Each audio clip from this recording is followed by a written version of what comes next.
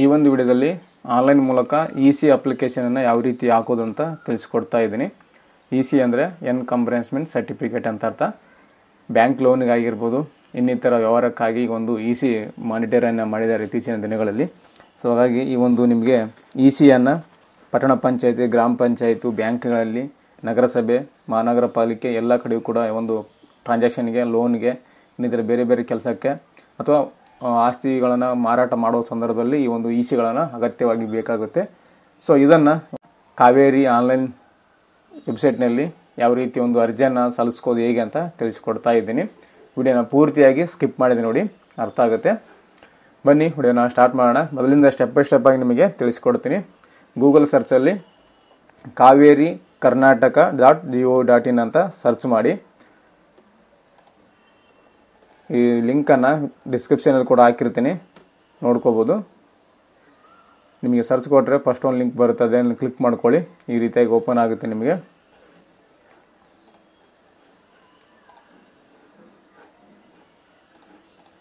ಈ ರೀತಿಯಾಗಿ ಬರುತ್ತೆ. ಇದರಲ್ಲಿ ಮೇಲ್ಗಡೆ ನೋಂದಾಯಿಸಿ ಅಂತಿದೆ ನೋಡಿ, ರಿಜಿಸ್ಟರ್, ಲಾಗಿನ್ ಅಂತ ಎರಡು ರೀತಿ ಬರುತ್ತೆ ನಿಮಗೆ. ಇಲ್ಲಿ ನೀವು ಮೊದಲಿಗೆ ರಿಜಿಸ್ಟ್ರೇಷನನ್ನು ಮಾಡ್ಕೊಂಡಿರ್ಬೇಕಾಗುತ್ತೆ.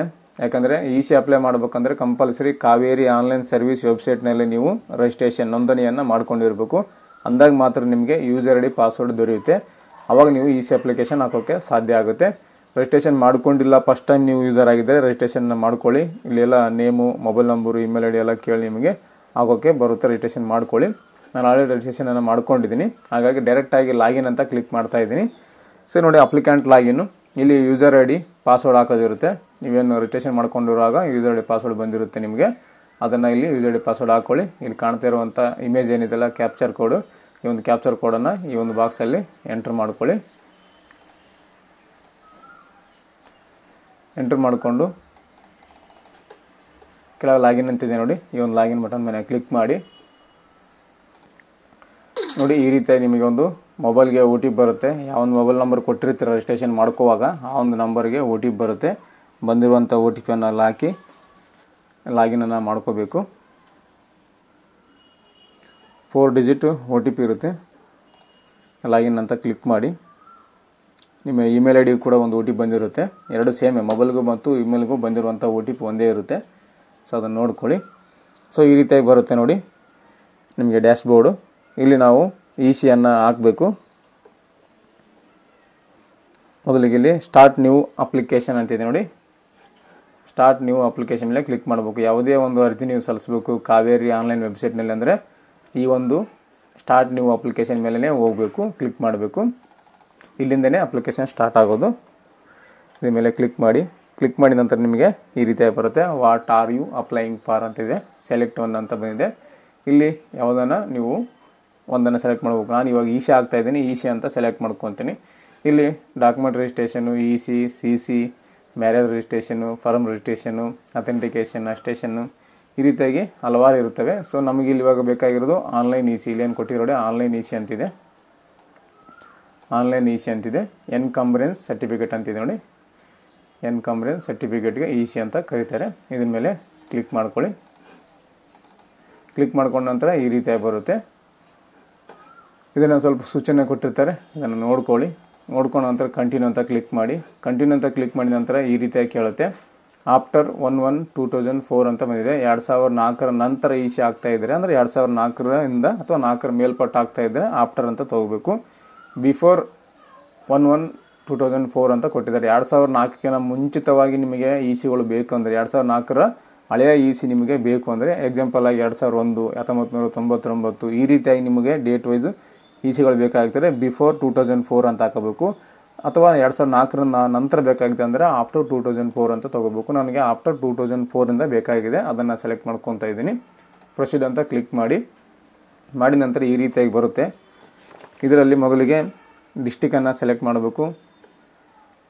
ಈ ಡಿಸ್ಟಿಕ್ಕು ನಿಮ್ಮ ಒಂದು ಡಿಸ್ಟಿಕ್ ಅಲ್ಲ ಸ್ನೇಹಿತರೆ, ಇಲ್ಲಿ ಭಾಳಷ್ಟು ಜನ ತಪ್ಪು ಮಾಡ್ತಾರೆ. ಇಲ್ಲಿ ಡಿಸ್ಟಿಕ್ ಅನ್ನೋದು ನಿಮ್ಮ ಒಂದು ಪಾಣಿನಲ್ಲಿ ಇರುತ್ತಲ್ಲ, ಜಮೀನು ಪಾಣಿ ಉತ್ತಾರಿ ಅಂತ ಏನು ಕರಿತೀವಿ, RTC, ಆ ಒಂದು ಪಾಣಿಯ ತಾಲೂಕು, ಜಿಲ್ಲೆಯ ಒಂದು ಹೆಸರನ್ನು ಇಲ್ಲಿ ತೊಗೋಬೇಕಾಗುತ್ತೆ. ನಿಮ್ಮ ಸ್ವಂತ ಊರು ಬೇರೆ ಇರುತ್ತೆ, ಪಾಣಿ ಇರುವ ಜಮೀನಿರುವ ತಾಲೂಕು, ಜಿಲ್ಲೆ ಬೇರೆ ಇರುತ್ತೆ. ಹಾಗಾಗಿ ಇಲ್ಲಿ ಹಾಕೋದು ನಿಮ್ಮ ಒಂದು ಊರದು ಜಿಲ್ಲೆ ಹಾಕಬಾರ್ದು, ಪಾಣಿ ಇರುವ ಜಿಲ್ಲೆಯ ಹೆಸರು ಪಾಣಿ ಇರುವ ತಾಲೂಕು, ಜಮೀನು ಯಾವ ಒಂದು ತಾಲೂಕಿನಲ್ಲಿರುತ್ತೆ ಆ ಒಂದು ತಾಲೂಕು ಹೆಸರು, ಹೋಬಳಿ, ಜಮೀನು ಯಾವ ಒಂದು ಹೋಬಳಿಗೆ ಸಂಬಂಧಪಡುತ್ತೆ ಆ ಒಂದು ಹೋಬಳಿಯ ಹೆಸರನ್ನು ಇಲ್ಲಿ ತಗೋಬೇಕು. ಅದಾದ ನಂತರ ಇಲ್ಲಿ ವಿಲೇಜ್ ಅಂತ ಕೇಳುತ್ತೆ. ಜಮೀನು ಅಂದರೆ ಸೀಮೆ, ಯಾವ ಒಂದು ಸೀಮೆಯಲ್ಲಿ ಬರುತ್ತೆ ನಿಮ್ಮ ಒಂದು ಜಮೀನು ಹೊಲ ಅದನ್ನು ಇಲ್ಲಿ ಹಾಕೋಬೇಕಾಗುತ್ತೆ. ಭಾಳಷ್ಟು ಜನ ಕೆಲವ್ರು ಏನು ಮಾಡ್ತಾರೆ ಅಂದರೆ ಇಲ್ಲಿ ತಮ್ಮ ಒಂದು ಊರಿನ ಹೆಸರು ಹಾಕಿಬಿಡ್ತಾರೆ, ಇಲ್ಲಿ ಮಿಸ್ಟೇಕ್ ಆಗುತ್ತೆ. ಸೊ ಹಾಗಾಗಿ ಹೇಳ್ತೀನಿ, ಆಲ್ಮೋಸ್ಟ್ ಗೊತ್ತಿರುತ್ತೆ ಎಲ್ಲರಿಗೂ, ಆದರೂ ಕೂಡ ಹೊಸದಾಗಿ ಹಾಕೋರಿಗೆ ಇದು ಹೆಲ್ಪ್ ಆಗುತ್ತೆ, ಹಂಗಾಗಿ ಹೇಳ್ತಾ ಇದ್ದೀನಿ.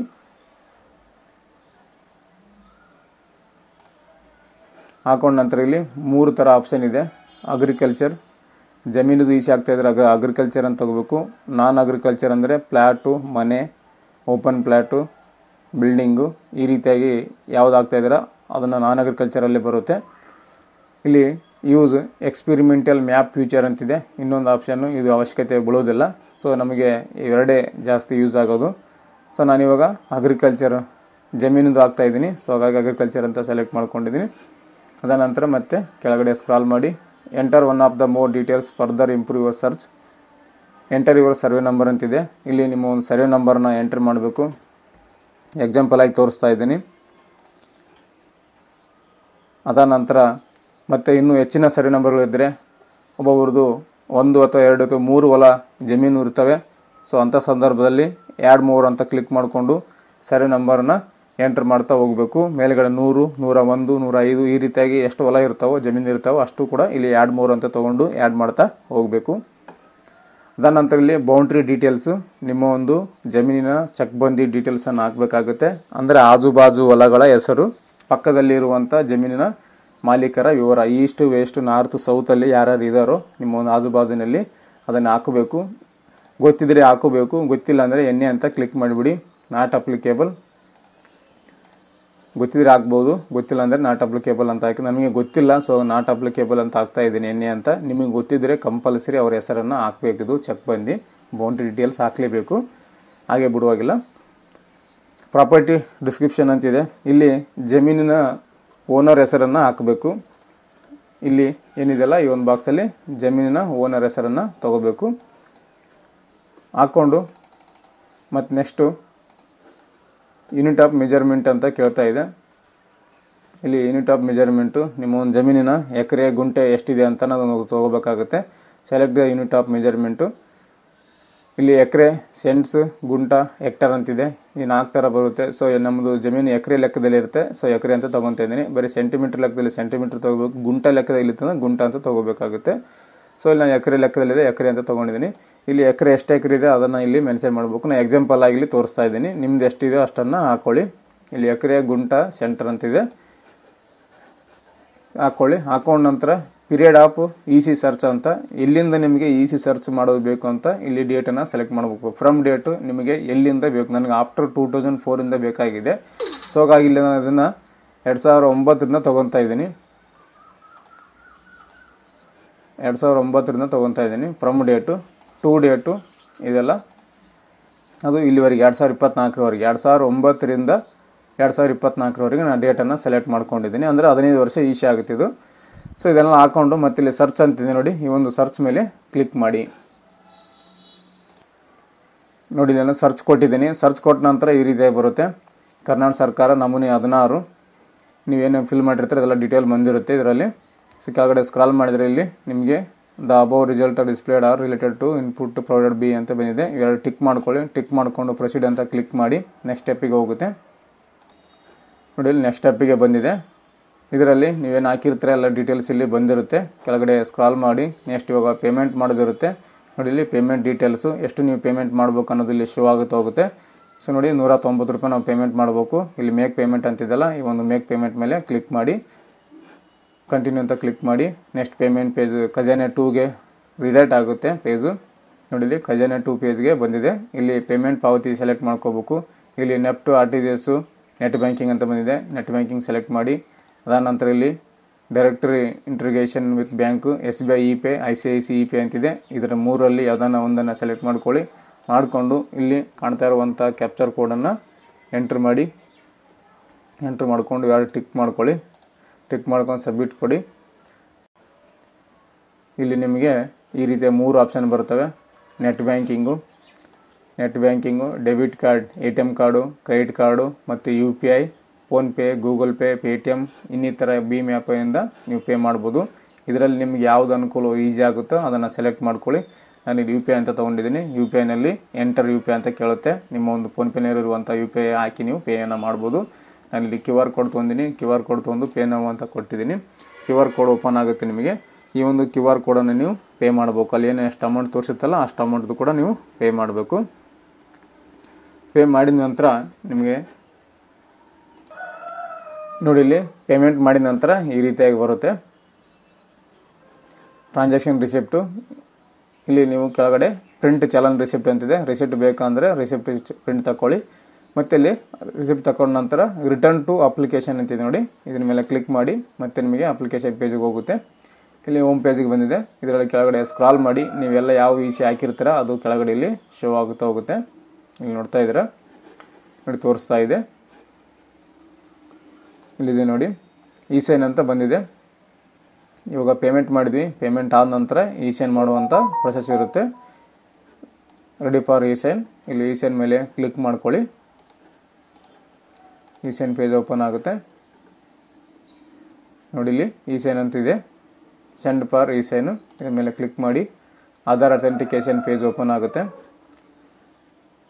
ನೋಡಿ ಇಲ್ಲಿ ಆಧಾರ್ ನಂಬರ್ ಹಾಕಬೇಕು. ಇಲ್ಲಿ ಯಾರು ನಂಬರ್ ಹಾಕ್ಬೇಕಪ್ಪ ಅಂದರೆ ಕಸ್ಟಮರ್ದು ಹಾಕಿದ್ರು ಕೂಡ ನಡೆಯುತ್ತೆ, ಅಥವಾ ನಿಮ್ಮ ಒಂದು CS ಸೆಂಟರ್ ಅವರು, ಆನ್ಲೈನ್ ಸೆಂಟರ್ನವರು ಯಾರು ಅಪ್ಲಿಕೇಶನ್ ಆಗ್ತಾ ಇದ್ದಾರೆ ಇದು ಅವರ ಒಂದು ಆಧಾರ್ ಕಾರ್ಡ್ ಹಾಕಿದ್ರು ಕೂಡ ನಡೆಯುತ್ತೆ.